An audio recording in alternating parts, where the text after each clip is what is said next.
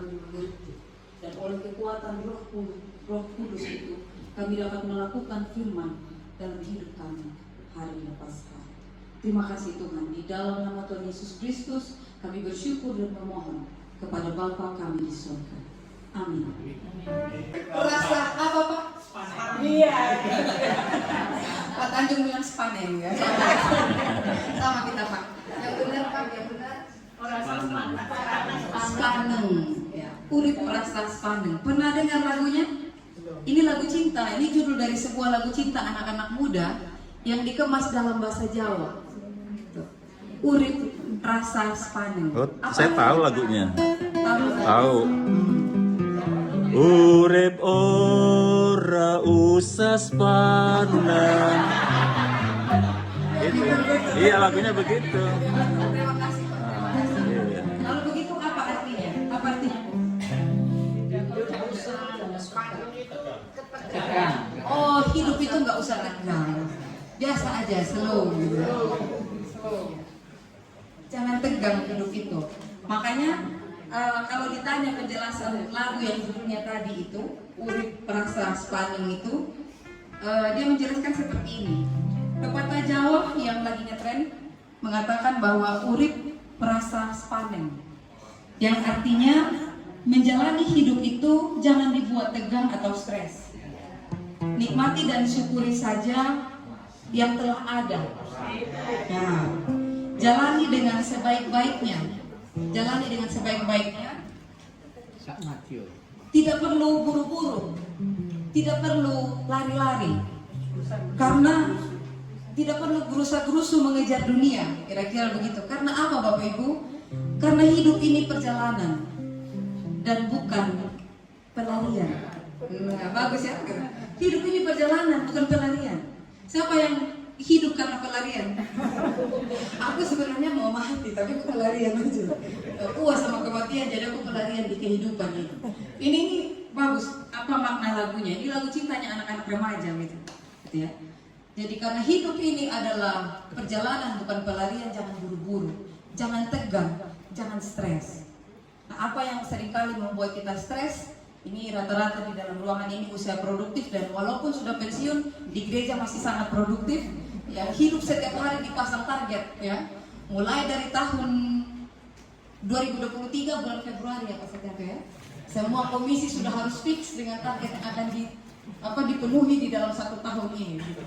Ini Pak Tanjung udah mulai hitung-hitung, ini kok belum mencapai gitu. Ada target. Jangankan hidup pribadi, gereja pun dalam struktur organisasinya kita punya target dalam pelayanan, dalam melayani jemaat Tuhan, dalam mengerjakan apa yang menjadi panggilan kita untuk melayani Tuhan. Jadi ada target. Tetapi peribahasa ini mau memperingatkan kita, boleh ada target, tapi slow gitu. Jangan stres gitu. Jangan nggak bisa tidur malam karena asam lambung naik. Itu teman-teman rumahnya Bu Kristin. Apa laporannya nggak jadi, aku nggak salah makan kok, tapi kok ke belakang terus gitu. Temannya Bu Kristin. Belakang. Jadi dari itu waktu tadi baca-baca ini ya, iya ya. Kadang-kadang sampai lupa spaneng, sampai spaneng, sampai asam lambung naik gitu. Karena lupa bahwa kita ada di dalam dunia dan bukan dari dunia gitu ya. Tadi di pengantar bersama dengan liturgos kita diingatkan bahwa kita tahu bahwa kematian itu pasti, dan untuk setiap kita yang percaya kehidupan kekal itu sepasti kematian.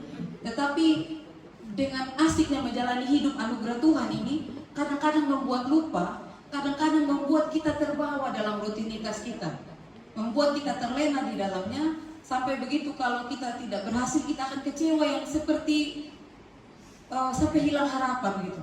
Ini adalah hidup bersama dengan Tuhan, memuliakan Tuhan. Ada keyakinan yang Paulus sampaikan kepada jemaat mengenai iman mereka. Ada seorang filsuf, ini juga bagus kata-katanya Bapak Ibu. Namanya Seneca. Ini filsuf dari Barat. Katanya kalau orang tidak tahu ke pelabuhan mana perahu dilayarkan, maka tidak ada angin yang menguntungkannya. Kalau orang tidak tahu ke pelabuhan mana perahu dilayarkan, maka tidak ada angin yang menguntungkannya. Bapak Ibu bisa menangkap maksud filsuf itu? Sekarang ini tubuh saya ini perahu. Saya sedang ada di laut begitu ya, di laut begitu. Tapi saya bingung, saya tidak tahu saya ini mau kemana. Sehingga mau angin dari timur, angin dari barat, semuanya tidak berguna untuk saya. Karena mau pergi kemana pun saya nggak tahu. Kadang-kadang hidup seperti itu. Menurut Seneca, ini orang filsuf itu kan orang yang mencintai kebijaksanaan. Mereka suka merenungkan kehidupan. Dan di dalam satu dari sekian banyak hasil perenungannya dia bilang, ternyata hidup ini memang ada. Tapi kalau nggak tahu tujuannya, maka segala potensi yang ada di sekitar kita itu menjadi percuma, nggak bisa terpakai. Segala peluang-peluang yang Tuhan kasih untuk kita melakukan, misalnya untuk melakukan kebajikan pun nggak akan terpakai. Karena kita bingung arah kita kemana. Ini sejalan dengan apa yang diberitakan, apa yang diajarkan Paulus kepada jemaat di Korintus, bahwa kamu harus tahu tujuanmu. Bahwa hidupmu sekarang ini, bahwa kamu ini bukan dari dunia, kamu ada di dalam dunia, kamu berasal daripada Allah. Dan sebentar lagi atau pada waktunya kemahmu akan dibongkar. Kamu harus tahu arah perjalananmu kemana, supaya bisa memanfaatkan angin yang ada di sekitar kita untuk menggerakkan perahu kita menuju arah kita yang Tuhan tentukan, yang telah Tuhan tentukan yang untuk yang terbaik bagi kita. Pada malam hari ini kita sama-sama bersama dengan keluarga Pak Agus datang untuk menghibur keluarga di tempat ini. Kemarin kalau Oma atau Mbah masih ada di sini, maka perenungan firman ini tentunya buat almarhum Mbah Pince atau Ibu Pince Helena. Tetapi malam hari ini beliau sudah bersama dengan Bapa di sorga, maka perenungan ini adalah untuk Pak Budi, sekeluarga dan kita semua yang ada. Sekarang berarti firman Tuhan ini sedang berbicara kepada kita. Sudah elingkah kita, perahu kita ini mau mengarah kemana? Dan angin yang kita perlukan, angin dari arah mana untuk menuju kemana? Karena hidup ini perjalanan, bukan pelarian. Untuk yang penting hidup aja, kan sebentar juga ada akhir. Tidak seperti itu. Makanya tidak ada satu kegiatan ibadah pun yang tidak bermanfaat. Termasuk ibadah penghiburan yang kita pikir sederhana, ini cuma blok 1 yang hadir itu sangat bermanfaat. Tidak hanya pesta perkawinan, tetapi tenda-tenda duka juga itu sangat baik untuk kita. Menolong kita untuk berhenti sejenak, untuk merefleksikan diri kita. Sekarang aku ada di posisi yang mana? Aku sudah berjalan sejauh mana? Aku sudah pasti belum? Aku sudah yakin belum dengan diriku sendiri bahwa Tuhan sedang mengarahkanku kemana? Kemarin bersama dengan teman-teman pemuda malam minggu kami merenungkan bagaimana sih cara kita mempertahankan untuk tidak lari dari panggilan. Ada yang bilang berusaha menguasai pikiran. Karena kadang-kadang pikiran yang mensugesti kita, menyerahlah, mundurlah dari panggilan. Tetapi ada juga yang jawab dengan 10 hukum Tuhan, Mbak. Nah ini sangat normatif, pasti anak ini malas jawab ini saya pikir. Tapi saya coba 10 hukum Tuhan untuk menjaga panggilan kita. Ya karena itu ada di dalam konteks remaja, Bapak Ibu. Salah satu 10 hukum Tuhan apa? Yang Bapak Ibu suka pakai khotbah buat anak-anak di rumah. Hormatilah ayah dan ibumu, supaya lanjut umur, supaya di tanah yang diberikan. Karena setiap orang punya tanah perjanjian. Ada berkat yang Tuhan sediakan bagi kita. Bahkan sebelum kita ditenun dalam rahim ibu kita, masa depan kita telah Tuhan sediakan. Kepada siapa orang yang menghormati orang tuanya, dia akan meraih itu. Berarti dia nggak pikir saya mau jadi dokter dan mempertahankan panggilan saya jadi dokter. Dia nggak berpikir saya mau jadi pendeta dan mempertahankan panggilan saya menjadi pendeta. Tapi bagus, anak remaja GKSBS Tanjung Karang, dia melihat bahwa sebagai anak dirinya adalah panggilan. Karena kami berusaha mempertahankan panggilan kami sebagai anak. Kami percaya ini adalah posisi perahu kami, yaitu mempertahankan panggilan kami sebagai anak. Kami bersama-sama berjuang dengan orang tua kami sampai di akhir kehidupan.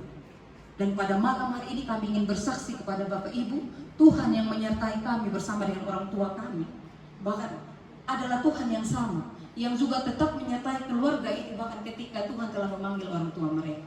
Ebenezer, Tuhan itu tetap menyertai sampai saat ini.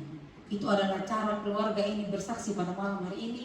Mereka menunjukkan kepada kita bahwa ini perahu kita, ini perahu kami, Malumi, kami mengerti arah angin kami dan kami sedang bertahan di dalam panggilan kami. Dan sekarang pertanyaannya, Bapak Ibu sudah tahu perahunya, belum juga saya sendiri sudah tahu perahu saya di mana. Bagaimana saya cara mempertahankan panggilan supaya tidak lari dari panggilan, itu menjadi pertanyaan refleksi kita. Silakan dijawab di dalam hati kita masing-masing, karena kita yang paling tahu. Hanya ingat bahwa hidup ini yang sekarang ini hanyalah kemah. Sebentar akan dibongkar, dan kita akan dibongkar bukan untuk kita binasa, tetapi dibongkar untuk kita mendapatkan kehidupan yang kekal. Dan jadikan hidup ini ya hidup sebagai syukur, bukan pelarian. Makanya jalanilah hidup.